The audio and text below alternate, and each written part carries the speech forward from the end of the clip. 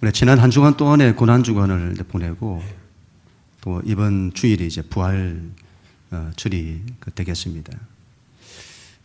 이런 우리가 믿는 기독교 신앙의 가장 큰 이제 하이라이트죠. 기독교 신앙의 본질이 되겠습니다. 십자가와 부활입니다. 우리는 십자가 신앙, 또 그 다음에 부활 신앙, 이 두 가지를 함께 가지고 살아가야 되는 거죠. 여러분, 저는 대학 시절에 예수님을 믿었습니다. 그때 이제 인생에 대한 고민들이 참 많았습니다. 인생이 뭐지? 사는 게 뭐지? 이런 생각들이 참 많았습니다. 아마 그때 제가 예수님을 만나지 못했다면 아마 인생을 허무주의로 아마 살았을지 모르겠습니다. 주님 만나고 그 답을 제가 찾은 거예요. 그런데 여러분, 저는 처음 예수님을 믿을 때에 인생에 대한 고민 가운데서 예수님을 믿었던 겁니다. 그래서 제 안에 내가 죄인이라고 하는, 우리가 하나님 앞에서 큰 죄인이구나 하는 이런 마음들이 그 당시 저에게는 없었던 거죠. 죄인이라고 하는 것을 배워서 알기는 했습니다만은 내가 그 정도로 죄인인가? 그건 알지 못했던 것이죠. 그걸 알게 된 것이 바로 예수님의 십자가를 우리가 알게 되면서였습니다. 사람은 죄를 쉽게 생각을 하는데 그렇지 않은 거예요. 인간의 죄라고 하는 것이 얼마나 엄청난 건지, 이 세상에서는 그 문제를 해결할 길이 없고 그 문제를 해결하기 위해서는 하나님의 아들의 목숨이 필요했던 것입니다. 여기에 하나님의 고통이 있는 거죠. 하나님의 고난당하시는 우리 하나님. 여러분, 아버지는 절대로 아들을 내어줄 수 없는 법입니다. 아버지가 당신의 목숨을 내어주었으면 내어주었지 아들의 목숨을 내어줄 수는 없는 거예요. 그런데 하나님이 그런 당신의 아들을 내어주신 것입니다. 왜 그렇죠? 우리 때문에. 우리를 살리기 위해서. 그때 여러분 깨달은 거예요. 우리를 죄와 절망으로부터 살리기 위해서는 우리 하나님의 엄청난 고통이 필요한 거죠. 하나님의 희생이 따르는 겁니다. 그만큼 우리의 죄가 큰 것이구나. 그걸 깨닫게 된 것이죠. 또한 여러분, 십자가에서 하나님이 나를 얼마나 사랑하시는지를 알게 되었습니다. 저는 신앙생활 처음에는 내가 하나님을 사랑한다고 했습니다. 그리고 내가 하나님을 사랑하는 것에 관심이 많았습니다. 그런데 십자가에 나타난 하나님의 사랑을 깨닫고 난 이후에 달라지게 된 거죠. 하나님이 나를 어떻게 사랑하시는지를 알게 된 것입니다.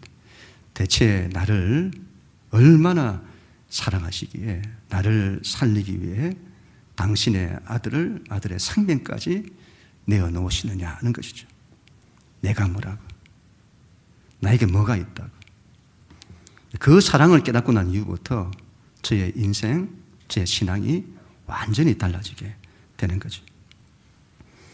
그리고 여러분, 그 예수님께서 십자가에 죽으시고 3일 만에 부활을 하셨습니다. 오늘이 그 부활절인데 예수님의 부활에 대한 의미는 어떤 의미를 가질까요?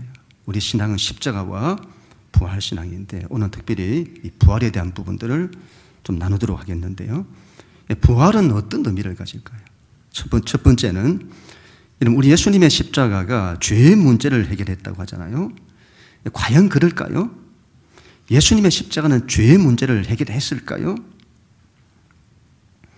십자가가 여러분, 만약에 여러분 예수님의 부활이 없었다면 예수님의 십자가가 죄의 문제를 해결했다는 이것이 공허한 말로 들렸을 겁니다.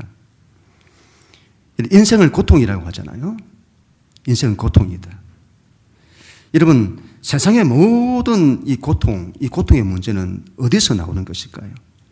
죄로부터 나오는 거죠.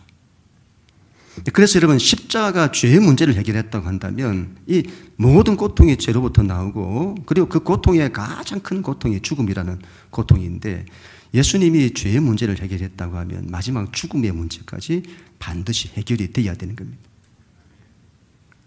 그런데 예수님께서 십자가에서 죽으시고 살아나시게 된 거죠. 죽음의 권세를 깨뜨리고 이기시면서 살아나시게 된 겁니다. 이걸로 예수님의 십자가가 우리의 죄의 문제를 해결하셨다. 이게 확정되게 되는 거죠. 부활은 십자가가 틀림없다고 하는 것에 대한 확정이 되겠습니다. 두 번째로는 예수님의 부활은 우리를 위한 것입니다. 우리가 이런 죽음이 끝이라고 생각하는 거예요. 모든 인류와 역사의 비극이 여기에 있습니다. 죽음으로 모든 것이 끝나버리는 거예요. 예수님께서는 우리에게 죽음이 끝이 아니라는 것을 그분의 부활로 보여주신 것입니다. 그래서 여러분, 예수님의 부활 사건은 대단히 중요합니다. 온 세상 모든 역사를 통틀어 죽음을 이긴 사건은 없었습니다. 물론 성경에서 죽음에서 살아나는 사건들은 있었어요. 예수님께서 죽은 자를 살리시고 나사로를 살리시기도 하고 다비다를 살리기도 하고 가부의 아들을 살리기도 하고 죽은 자를 살리죠. 그러나 그들은 살아났지만 다시 죽습니다. 그런 걸 소생이다 이렇게 말하는 거예요. 그건 부활이 아닙니다. 다시 죽잖아요. 그건 부활이 아니에요. 그러나 우리 예수님은 영원히 죽지 않는 생명으로 다시 살아나시는 것입니다. 그게 부활인 겁니다. 이 부활은 온 세상이, 온 우주가 깜짝 놀라서 뒤집어 엎어져야 될, 자빠져야 될 그 사건인 거죠. 근데 여러분, 전혀 놀랍지 않잖아요? 여러분들도 표정 하나 안 바뀌잖아요? 왜 그럴까요? 우리가 이 죽음이라는 문제를 실감하지 못하기 때문인 거죠.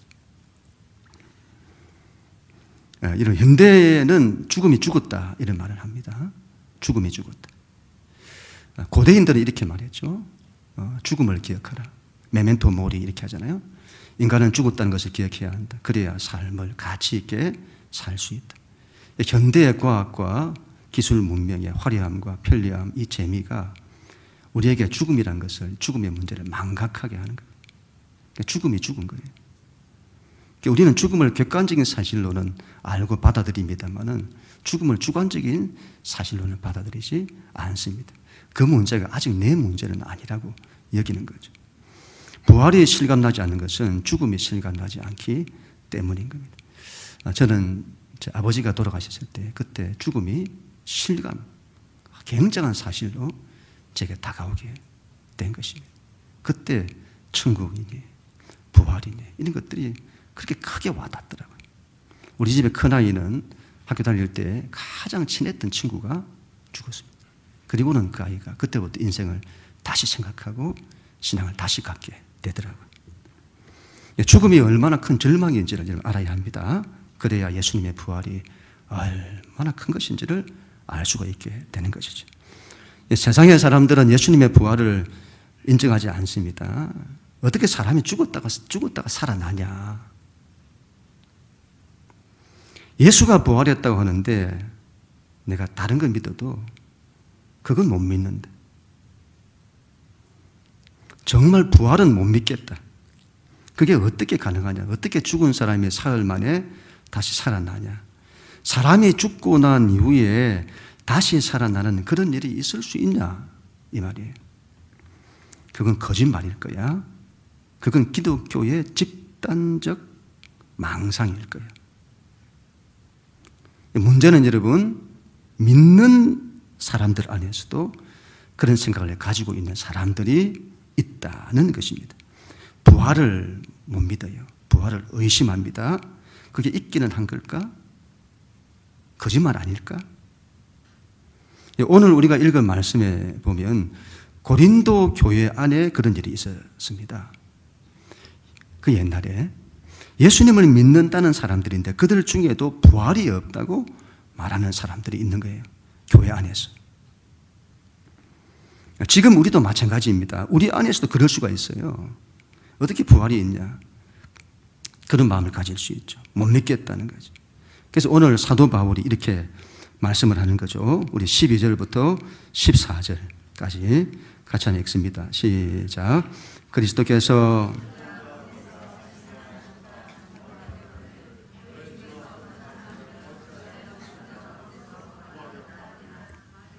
죽은 자의 부활이 없으면 그리스도도 다시 살아나지 못하셨으리라.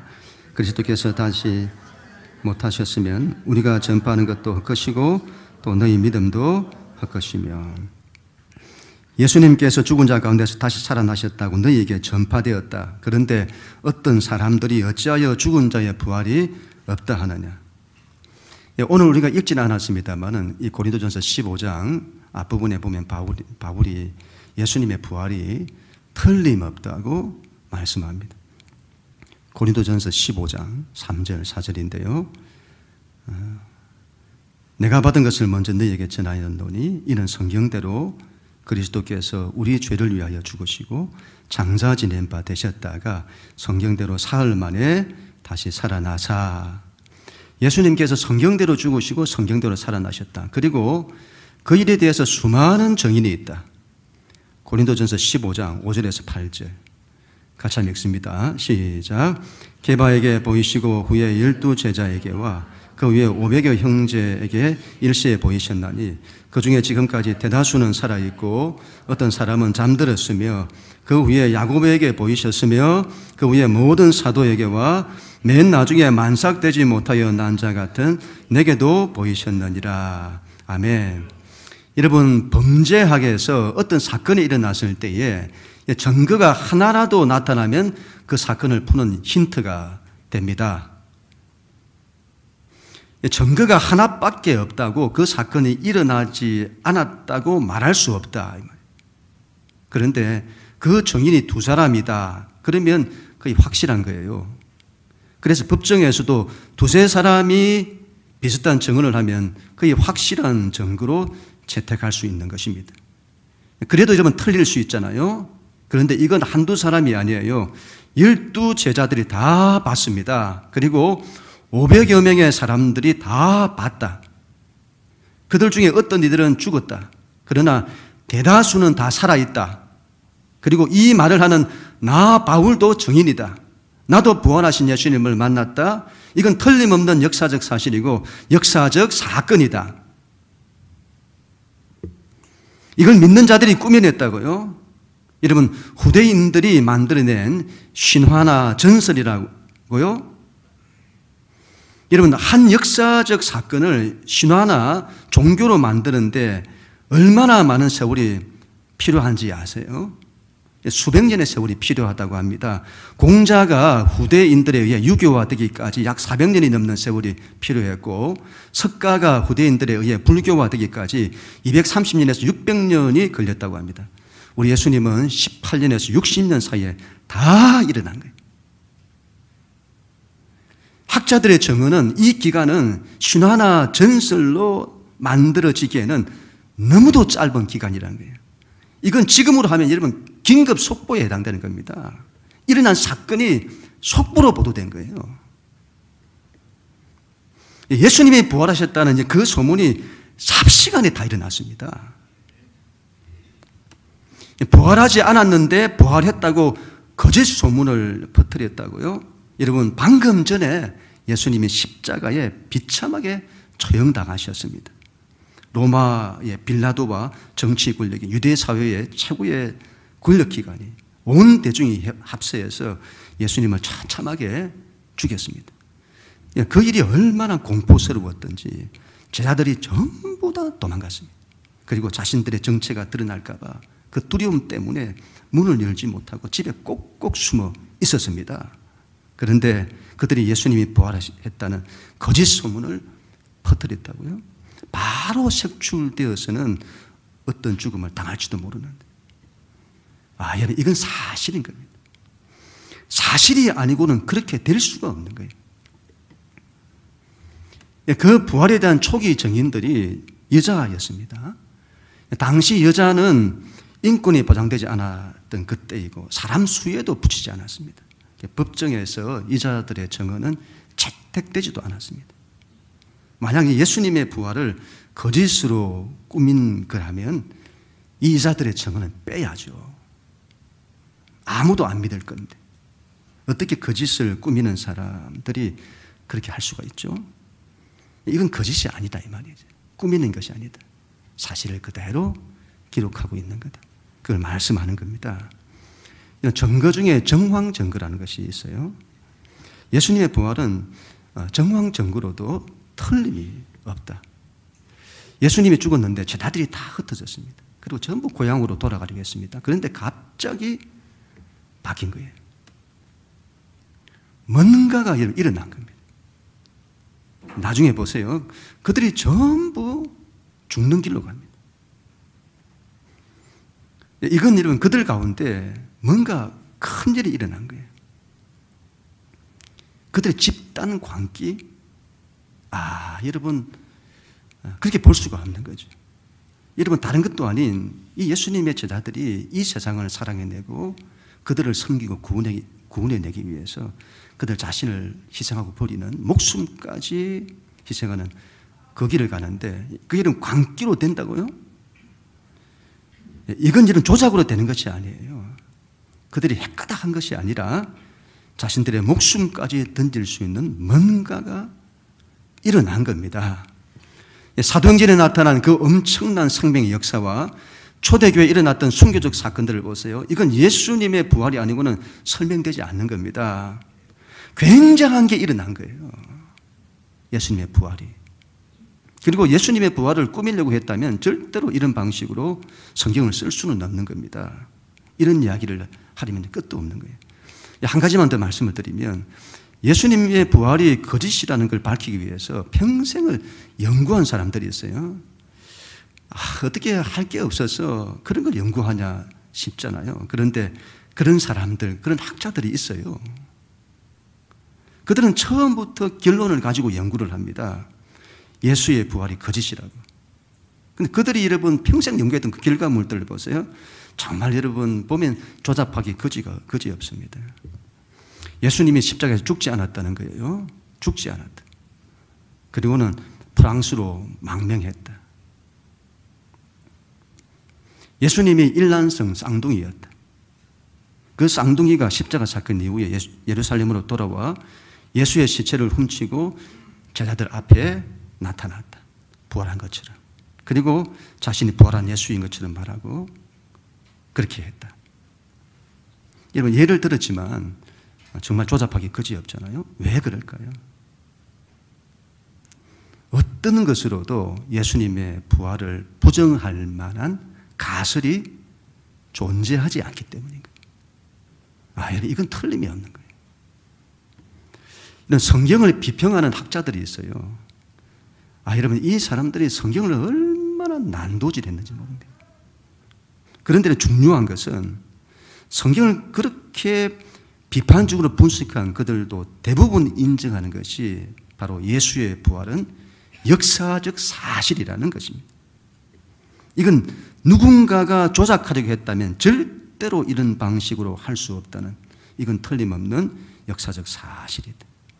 이건 역사적 사실이 아니라는 것을 증명하는 것이 더 어렵다.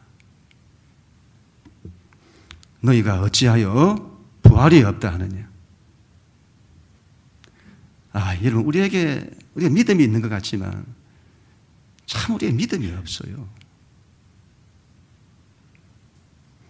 우리의 그런 믿음이 없으니 예수님이 미리 말씀을 하신 겁니다. 십자가에 돌아가시기 전에 당신이 십자가에 죽으신다는 것을 말씀하셨고 또 사흘 만에 다시 살아나실 거라고 미리 말씀을 하셨습니다. 이런 왜 그걸 미리 말씀하시죠? 왜 미리 말씀하시죠? 뒤에 가서 이 사건이 일어났는데 그 사건이 우연히 일어난 사건이 아니다. 그걸 말씀하는 겁니다. 이건 하나님이 말씀하시는 바가 그대로 된 거다. 성경에서 예언된 것들이 그대로 된 거다. 그걸 말씀하시고자 하는 거죠. 이런 성경은 여러분 예수님의 죽음과 부활에 대한 이 이야기를 창세기 처음부터 계시하시고 말씀하십니다. 성경은 틀림이 없습니다. 예수님께서 성경대로 죽으시고 성경대로 살아나신 것입니다. 그리고 성경대로 우리도 다시 살아날 것입니다. 성경이 가장 큰 증거입니다. 사람들이 성경에 대한 믿음이 없어서 그렇지 성경에 대한 마음을 열고 보면 성경은 하나님의 말씀이 틀림이 없습니다. 이런 책이 없어요.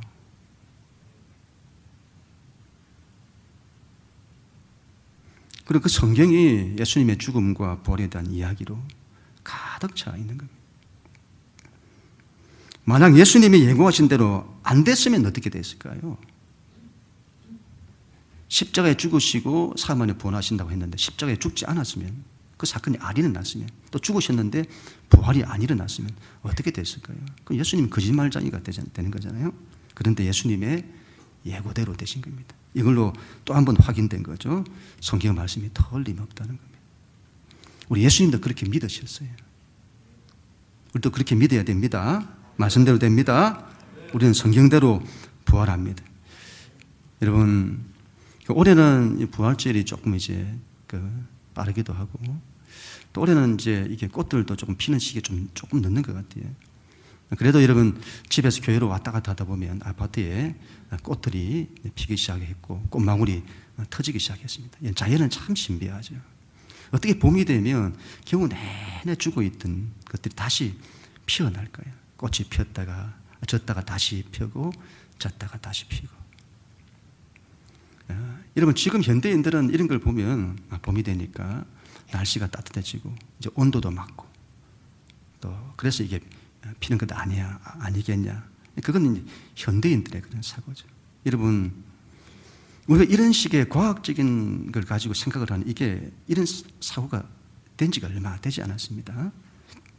이전까지 사람들은 세상을 바라볼 때에, 자연을 바라볼 때에 여러분, 거기서 메시지를 발견하는 거예요. 봄, 여름, 가을, 겨울, 인생의 4계절. 이걸 보면 겨울은 죽음의 계절로 본 겁니다. 그리고 봄이 되면 꽃이 피는, 만물이 소생하는 부활의 계절이죠. 자연에서도 겨울은 죽음, 봄은 부활.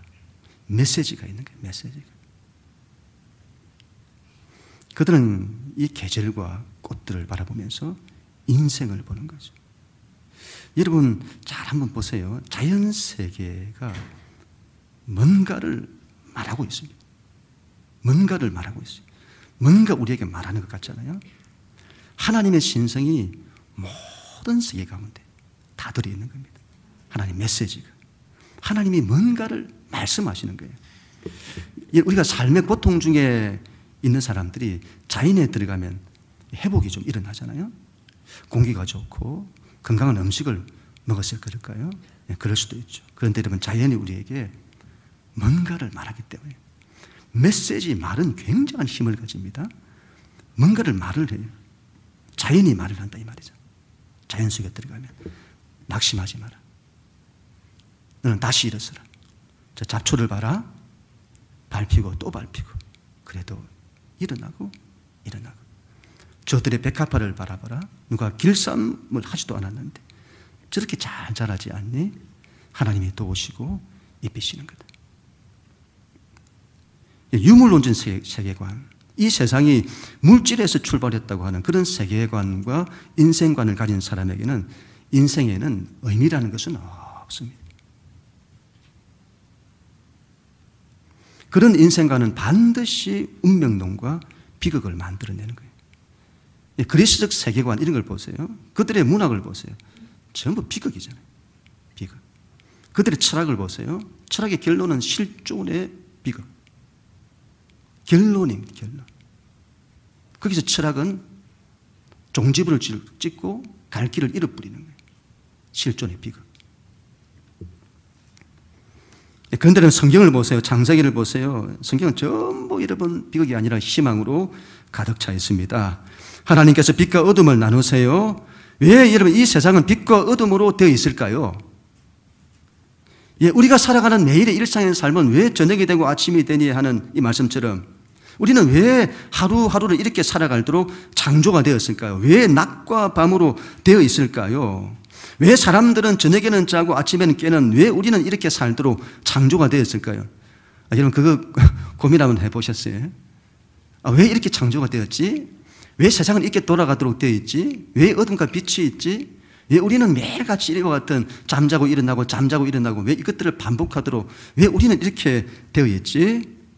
이런 과학은 자연과 우주 만물이 어떻게 돌아가는지를 설명하는 거예요. 그러나 과학은 자연과 우주 만물이 왜 이렇게 존재하는지는 설명하지 못합니다. 그건 과학의 영역이 아니에요. 과학이 답을 줄 수도 없는 겁니다. 그건 종교의 영역인 거죠. 왜일까요? 왜 세상은 이렇게 존재할까요? 저녁은 이런 빛이 없는 어둠을 말하잖아요. 저녁은 죽음을 상징합니다. 낮은 빛을 말하잖아요. 생명을 상징하는 거예요. 저녁에 잔다. 자는 걸 죽음이라고 말해요. 성경을 떠나서 보편적으로 사람들이 죽음을 잠자는 것으로 말해요. 죽음은 잠자는 것, 잠은 죽음을 상징하는 거죠. 깨는 것은 다시 죽음에서 생명이 눈 뜨는 걸 말하는 거예요. 부활을 말하는 거죠. 우리가 여러분 조금만 마음의 눈을 열고 이 세상을 바라보면 이 세상은 하나님의 메시지들로 가득 차 있는 겁니다. 자연 만물도 그렇고 우리 인생도 그렇고 우리는 매일같이 하루에 한 번씩 죽음과 부활을 반복하며 사는 겁니다. 그렇게 안 들리세요? 이게 얼마나 중요했으면 하나님이 우리의 하루하루의 삶에서 이걸 딱 심어 놓으신 거예요. 이게 틀림이 없다고 하는 거예요. 우리 가운데 부활이 있음을 말씀하는 겁니다. 성경은 이와 같은 희망으로 가득 차 있는 거죠. 그래서 우리에게 말씀하시는 겁니다. 저녁이 되고 아침이 되니. 아침이 되고 저녁이 되지 이렇게 말씀하지 않잖아요. 인생, 이 세상은 전부 아침에서 저녁으로 가는 거예요. 너희는 그렇게 하면 안 된다. 저녁에서 아침으로 가야 된다. 어둠에서 빛으로, 죽음에서 생명으로 가야 한다. 우리 인생 삶에서 너희는 어떤 어둠 가운데, 혼돈 가운데 있다 할지라도 낙심하지 마라. 하나님이 계시다. 하나님이 너희를 빛으로, 생명으로, 부활로 이끄신다. 여러분 그거 말씀하는 거죠. 그 희망으로, 그런 희망으로 가득 차 있는 겁니다. 고대 히브리인들, 특히 구약의 이스라엘 백성들은 이들은 정말 독특한 인생관, 세계관을 가졌습니다. 그들 민족의 독특성은 그들이 삶의 그 어떤 절망의 자리에서도 절망을 보지 않고 빛을 본다는 거예요. 이들이 이집트에서, 이 조상들이 이집트에서 노예로 살았을 때 그들 민족의 삶이란 말로 다 알 수가 없었습니다. 온갖 억압과 폭력에 시달리고 고된 노역으로 그들 인생에는 쉼도 없고 자유도 없고 삶의 어디에도 빛이 보이지 않는 캄캄한 어둠 속에 그들이 있었던 겁니다. 그럼에도 불구하고 그들은 그런 절망과 죽음의 상황을 뚫고 이 민족이 일어서게 되는 거예요. 이들이 바벨론 포로기를 통해서 다시 한번 그 민족적인 절망과 죽음의 상황으로 다시 떨어지는데 그럼에도 불구하고 다시 일어서는, 다른 민족, 다른 이들 같으면 그 상황에서 절망하고 자폭하고 모든 걸 다 포기했을 겁니다. 여러분 대체 무엇이 있었기에 이들은, 이스라엘 백성들은 다시 일어서는 것일까요? 바로 그들 곁에 있는 그들을 사랑하시는 하나님이 계시기 때문입니다. 하나님이 계시기에 그 하나님이 그 어떤 죽음의 상황에서도 우리를 살리실 거라고 하는 이걸 그들이 믿었다 이 말이에요. 그 인생관, 세계관이 그들을 일으키는 것입니다. 그게 바로 부활신앙인 거죠. 여러분 그런데 그들보다 더 죽음을 이긴 자들이 있습니다. 바로 예수를 따르는 자들인 거예요. 그들의 인생관이 너무도 특별한 것은, 여러분 잘 보세요. 죽음의 어떤 상황, 우리가 살다 보면 죽을 것 같은 너무도 힘들고 어려운 그런 상황, 이걸 여러분 우리가 이겨내는, 그걸 이기는 그 정도가 아니라 이 예수를 따르는 자들은 죽음 그 자체를 이기는 거예요. 죽음 그 자체를. 예수님이 죽음을 이기시잖아요. 죽음을 이기는 이김이 우리 예수님 안에 이게 있는데 그게 제자들에게 있게 되었고 이제는 모든 예수 믿는 우리에게 이게 있게 되었다는 것을 말씀하는 겁니다. 우리는 이 소망으로 살아가야 합니다. 부활신앙인 거죠. 여러분 부활신앙에 대한 이 믿음이 있어야 됩니다. 믿음이 있어야 돼요. 아는 게 중요한 것이 아니라 믿음이 있어야 합니다. 우리 믿는 신앙은 믿음이 없으면 아무것도 아니에요. 믿음을 가져야 합니다. 믿음 없으면 아무것도 아니에요. 살면서 힘들고 어렵고 가정에서도 이런저런 힘들고 어렵고 여러 가지 어려움들이 있잖아요. 여러분 믿음이 있어야 합니다. 하나님이 계시고 하나님이 우리 가운데 부활을 말씀하시는데 산다, 낙심하지 마라. 너희는 죽지 않는다. 다시 일어선다. 믿음이 있어야 되는 겁니다. 믿음이 없으면 다 자빠지는 거예요. 그런데 믿음이 있으면 하나님이 그 믿음대로 역사를 이루어 주시는 것이. 그것도 부활에 대한 믿음이 있어야 됩니다. 제가 작년에 기도하면서 정말 많이 구했던 그 가운데 하나, 하나님 믿음 주세요. 제가 목회자인데, 목회자이면서도 여러분, 제가 목회적인 상황이나 어려움에 딱 처하니까 제 안에 믿음이 아닌 거예요. 다 무너져 버려요. 그리고 불안과 두려움과 실패감과 거기 빠져 살아가게 되는 거예요. 지금도 얼마나 많은 목회자들이 그런 가운데 살고 있는지 모릅니다. 하나님은 저에게 믿음 주세요. 하나님이 영생아 너는 믿음 구해라.